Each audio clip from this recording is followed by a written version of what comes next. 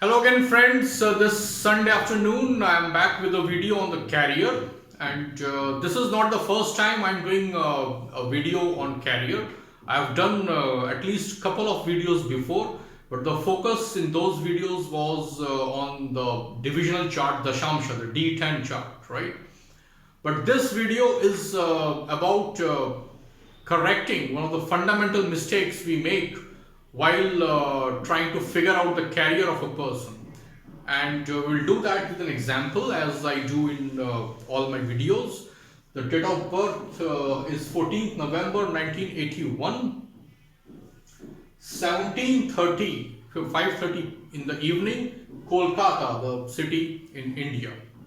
That's the date of birth details, and I've already put the planets in the chart so as not to waste your time. So people talk of career without talking about the person. We all did that, right, at beginning phases. The problem is when we continue to do that. How do we talk of career of a person? 10th house and whatever, 11th house and so on, 6th house, right, day-to-day job. How do we talk of these houses before figuring out the inherent nature of a person? What kind of person he or she is? This is a male chart, by the way.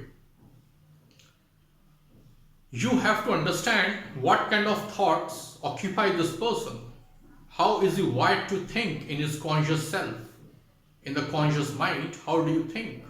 That is moon. To figure out a person, okay, let me rephrase my point, the point I'm trying to make. How do you understand a person from his chart? One of the quick ways, okay, quick ways. And before I proceed, I just want to apologize if you hear a background noise here. There is some renovation work going on, and I'll try to make this video as clearly audible as possible. But there could be little disturbance, so please bear with me on that one today. So, to understand the person, a quick method is look at moon. Check the Navamsa moon is mapped with. Now in this sign there are 9 further subdivisions. Okay, in every sign there are further 9 subdivisions, and based on the degree of a planet we figure out which Navamsa is it. So if moon's degree is 4 degree 47, I am using Lahiri in this one. So 47. So this is the second Navamsa. One Navamsa is 3 degree 20 minutes. Okay, if you divide 30 by 9, you know it is 3 degree 20 minutes. So moon is in the second division, okay, in this sign. Now what is this sign? This is Gemini, Mithun Rashi. So in Mithun Rashi, this is air sign. So air signs, they all start from Libra. That is how you calculate Navamsa. Some they will teach you details that calculation, but you have a Navamsa chart, right? D9 chart. Just see where moon is in that chart. So that would be second from Libra, Scorpio. So Scorpio, so moon occupies the Scorpio Navamsa. Okay, who owns Scorpio? Mars. So moon is in the Navamsa of Mars. Now, you know, if you want to understand a person, just see whose Navamsa this moon has gone to, and any planet which is aspecting moon or conjunct moon. Now in our classics, for example in Saravali, this is detailed out very nicely. What is the basic nature of a person if the moon of that person occupies a given Navamsa, Navamsa of Mars, Navamsa of Mercury, Navamsa of Venus, and so on. And not only that, there are further subdivisions within that one Navamsa. Means if in this case moon has gone to Mars's Navamsa, that is in Scorpio, we just checked it. So if moon is in Scorpio Navamsa, that is Mars's Navamsa. Now within that Mars's Navamsha, you have to see which planets are aspecting moon in this chart. Aspects in this chart. Okay. So who are aspecting moon? You can say Saturn by 10th aspect and Jupiter by its 9th aspect. Jupiter, count 9 from here. 1, 2, 3, 4, 5, 6, 7, 8, 9. Jupiter's full aspect on moon. And Saturn's count from here. 1, 2, 3, 4, 5, 6, 7, 8, 9, 10.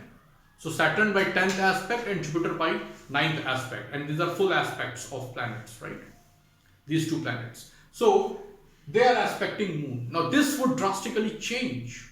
The background is laid by the fact that moon is in Mars's Navamsha, a natural malefic to begin with, and aspected by Saturn. So Saturn aspecting moon in Mars's Navamsha is different from Saturn aspecting moon in, for example, Mercury's Navamsha.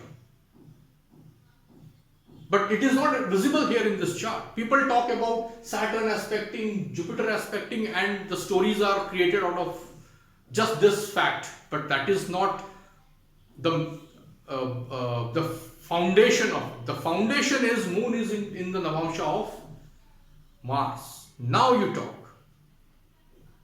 And Saravali, Kalyan Varman in Saravali has given the detailed account of it, shloka by shloka. Now, what does this mean?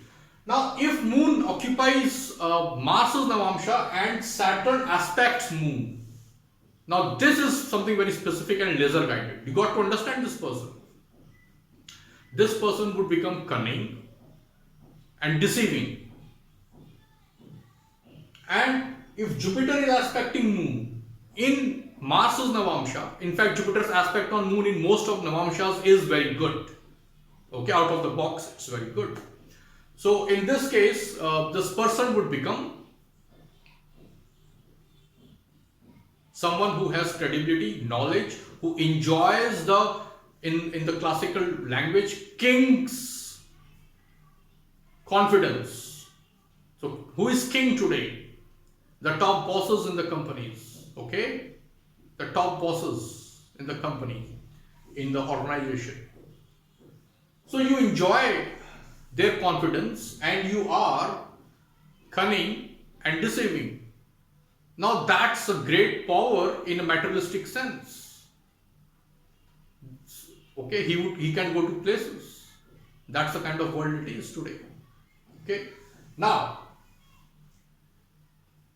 these two facts together, so this person would be cunning and deceiving. So would be misusing, if you like to use that word, the confidence and the credibility that he enjoys in the eyes of the king, the CEO of the company. Do you think this person would have good career? Yeah, he can have good career. Now let us confirm that. Now coming to the career. So before I jump on to that part, so you have to understand the basic things about what happens if moon occupies a particular Navamsha. Now, moon occupying Mercury's Navamsha is different than moon occupying Mars's Navamsha. The same moon, if it goes to Mercury's Navamsha and then gets aspected by Saturn, it is very good. In fact, the person can have artistic tendencies also. Surprise, right? If moon occupies, just to add a couple of things to that, if moon occupies Mercury's Navamsha and gets aspected by Mercury also, the person can be a good poet. He has got good poetic abilities. If and also both in mechanical and fine arts, okay, the person can excel. I mean, the person has it in him. Before we talk of career, the person should have. If moon is in Mercury's Navamsha and Venus is aspecting, the person can be a good musician. Okay. Now, if I'll give you an example of a very strange scenario.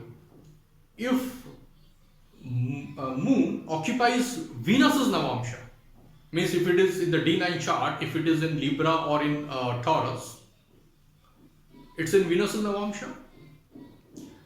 Now, if such a moon is aspected by Jupiter, the person becomes very learned. Okay, he has all the luxuries and is also, now we are talking of Jupiter's aspect. Okay, now the person is also always looking after or always looking for other people's wives. That is the language used in the classic Saravali. Now, in the D1 chart, you are seeing Jupiter, the planet which is about religion, spirituality, all the good things, all the ethical, moral things, is aspecting moon. You say, oh fine, I mean, this guy is very cool. I mean, very trustworthy in matters of ladies, women, and so on. But what you cannot see in this chart or in any D1 chart is that moon is going to Venus's Navamsha and then Jupiter is aspecting that moon, such a moon. So you see only Jupiter's aspect, but you are missing the fact that moon is occupying Venus's Navamsha. That is the game changer, friends. Never ignore that. That is the biggest gap in identifying the carrier of a person. If someone tells you, tell me how is the nature of this person, what do you do? I mean, you write stories. No, you need to see. Once you are done seeing this chart, and first give it a glance, 5 minutes, 10 minutes maybe, then look at the Navamsha occupied by the moon. And then see who is aspecting moon. That will have entirely different meaning. The foundation is laid by the Navamsha occupied by the moon. So, okay, so once that is understood by you, I gave you all the examples. So, focusing on this case, moon is in the Mars's Navamsha, Scorpio, and aspected by Saturn and Jupiter. That we can see in this chart. So now we know this person can be cunning and deceiving, and this person has good knowledge, will acquire good knowledge, okay, is capable of doing that, okay, is capable of acquiring good knowledge and would enjoy a lot of credibility and confidence of the king, that means the top boss in the company, okay. So that's a huge power. So now let's look at his carrier. So for carrier, one of the simple things is, here we need to kind of innovate a little bit. Every planet supports multitude of carriers, and the basic framework is very clearly laid down in the classic called Faldipika. Okay, in Faldipika, somewhere around 16th century, Faldipika was written by Mantreshwar, a Namudri Brahmin. So he has written Faldipika and he has given the whatever he could think of during those days. Now we need to adapt to modern times. Something I don't know how many of you have noticed if you have read Faldipika, is that the planet which gives income from interest, you invest money and you earn the interest, that kind of an income is Jupiter. And if you are earning a commission, you sell something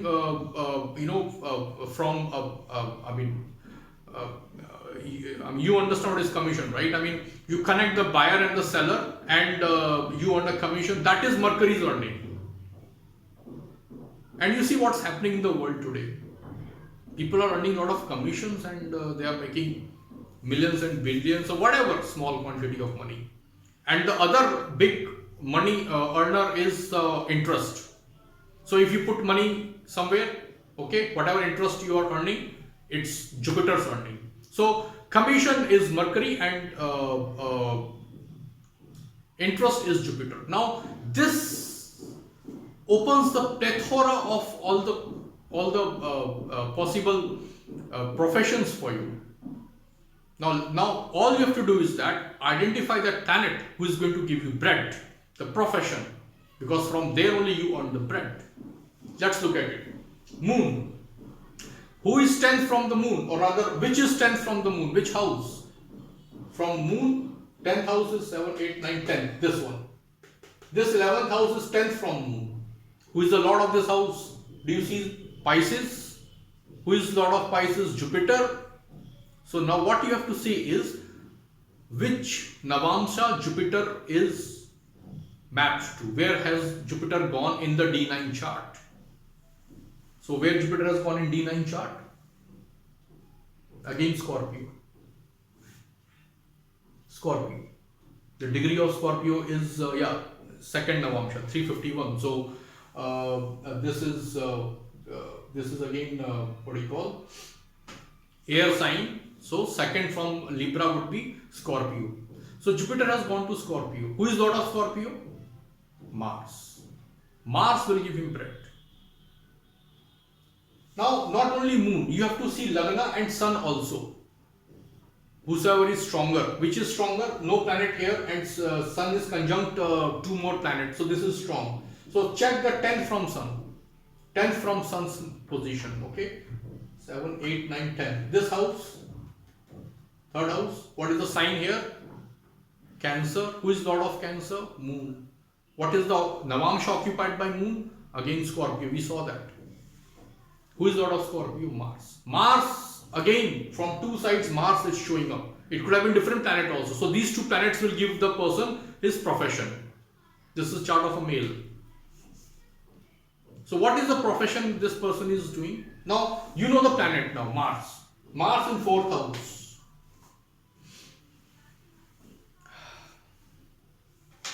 Real estate, property, this kind of things you can think of it, right? Mars. If Rahu was conjunct Mars in the conjunction is, we don't see that, but if Rahu was also influencing Mars in this chart, then we could also see mechanical engineering, stuff like that. Wheels, Rahu. But this guy, because Mars is in the 4th house, has to be connected with the something like, construction, real estate and stuff like that. Now Saturn is also aspecting Moon, and Jupiter is also aspecting Moon. So he will do some honorable work and something related to structures and all that. Saturn aspecting Moon. He is an architect. He is an architect. Homes and stuff like that. He is an architect by profession. Okay. So you earn, so you look at profession through 10th from the Moon, look at the Lord in this chart and see the Navamsha that Lord has gone to, and the Lord of that Navamsha gives the person the bread. But before that you have to see the nature of the person, the basic nature. Not does it go well with the basic nature? Yeah. If someone has such a moon, we just discussed in this case, he can excel in any profession. Okay, in today's world. So this is how you see the profession in a very simple terms, in a fundamental way. There are a lot of more things at a professional level. You have to do a lot more than that. But just at a very fundamental level, you have to start like this. Okay. Then there is a Dashamsha chart which I have done a video already. You can see that. I'll put up a link in this in the comments section with this video as well. That's not a problem. But you must understand that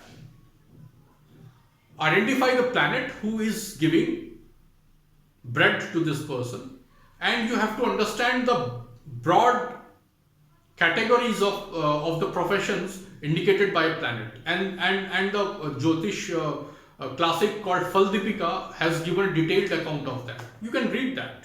You don't have to. No, this information is not easily available on the free repository of internet, knowledge.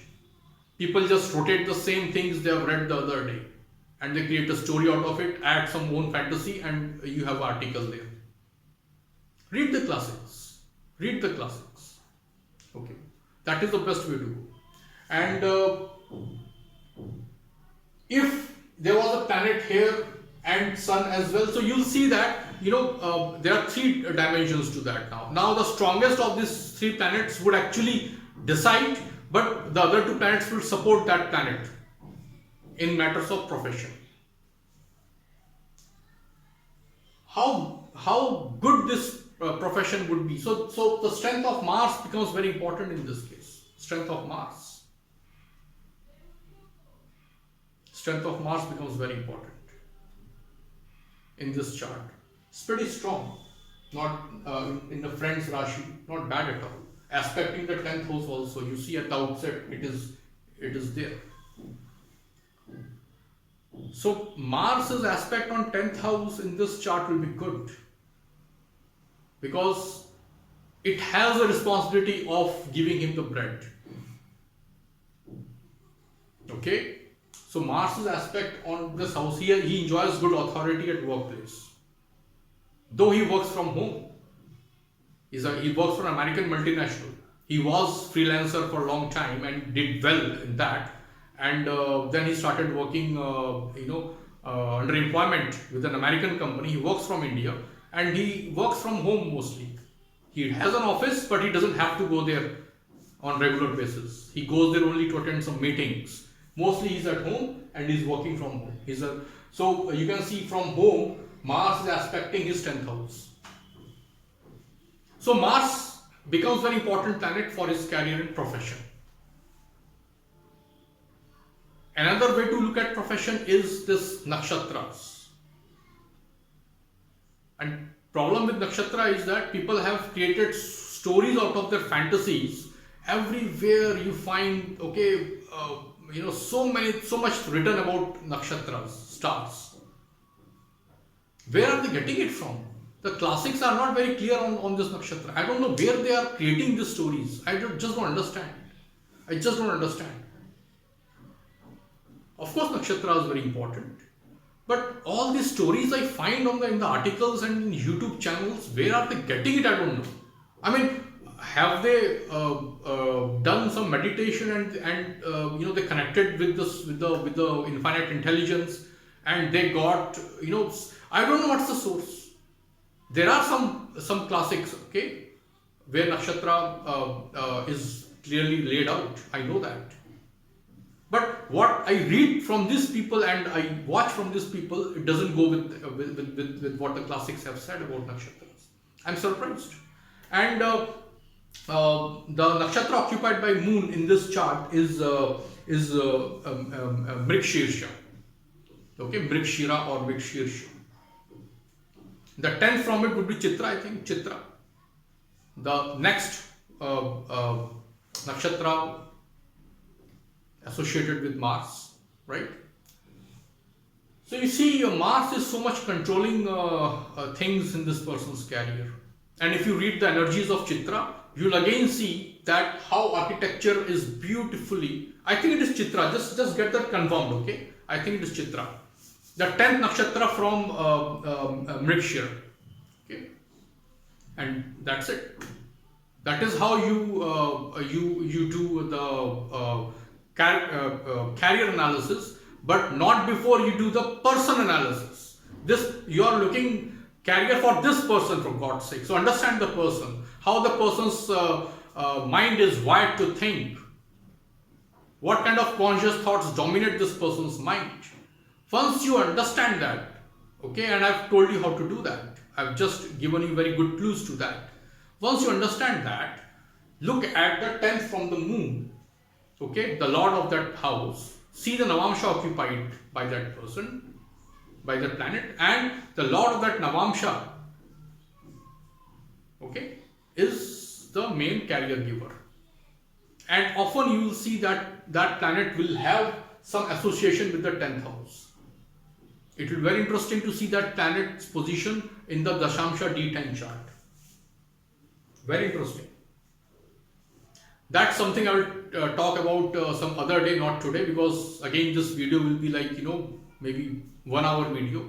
So I will keep it at that, friends, and hope you enjoy the rest of your weekend.